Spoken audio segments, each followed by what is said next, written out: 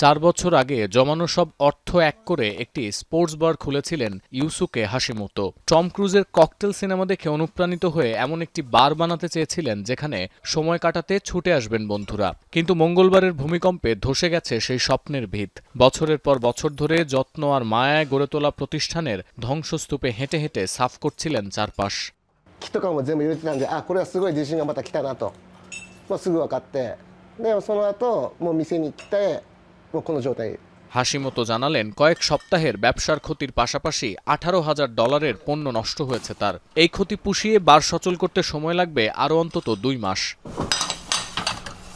শুধু ছোট বড় ব্যবসা প্রতিষ্ঠান নয়, প্রলয়ঙ্কারী ভূমিকম্পে সাময়িকভাবে বন্ধ হয়ে আছে সনি, টয়োটা, হোন্ডা এবং নিসানের মতো বড় বড় প্রতিষ্ঠানের কার্যক্রম।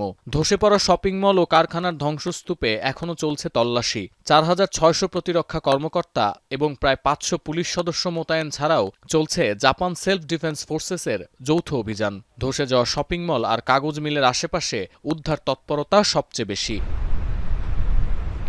ভূমিকম্পের 3 দিন পরেও জাপানের উকি শহরে বিদ্যুৎহীন অবস্থায় হাজারো পরিবার। তীব্র গরমের কারণে অনেকেই রাত কাটাচ্ছেন বাড়ির বাইরে অথবা সুযোগ থাকলে ঘুমাচ্ছেন শীতাতপ নিয়ন্ত্রিত গাড়িতে। তীব্র গরমে হিটস্ট্রোকের ঝুঁকি এড়াতে স্থানীয়দের পাশাপাশি উদ্ধারকর্মীদেরও বিশেষ সতর্কতা মেনে চলার পরামর্শ প্রশাসনের।